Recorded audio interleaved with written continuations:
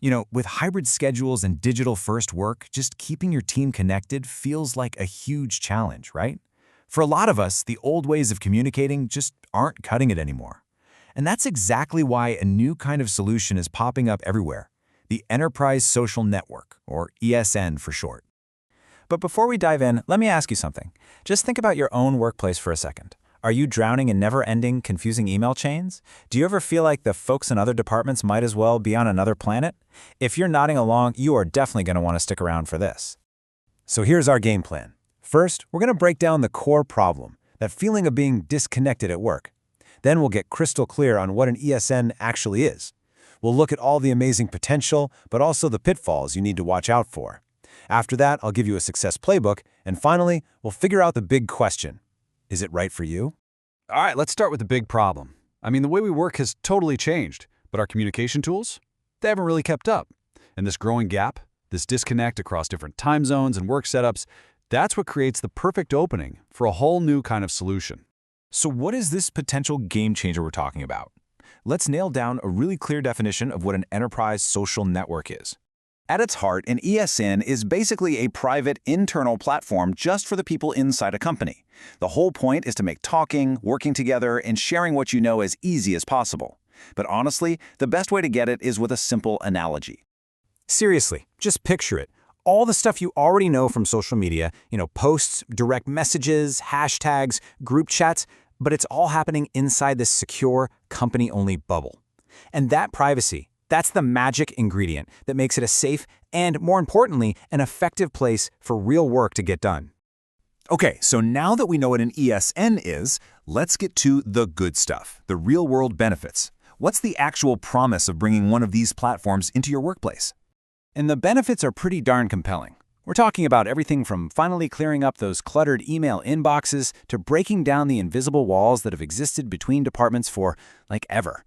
Let me give you a really concrete example of how this actually plays out. Right here, you can see the immediate impact. Instead of putting a client on hold or saying, I'll get back to you, an employee gets an answer in real time. That's a direct line to solving problems faster and making clients happier, all because you can instantly tap into the company's collective brain. But of course, it's not all perfect. Let's be real. Like any powerful tool, an ESN has its potential downsides. So if we're going to make a smart decision, we have to go into this with our eyes wide open. And here's where things get tricky. That dream of better communication, it can easily become a nightmare of constant non-stop notifications. That goal of breaking down silos, well, if you're not careful, you can accidentally create new virtual ones. And that amazing real-time connection can start to create this subtle pressure for people to be always on.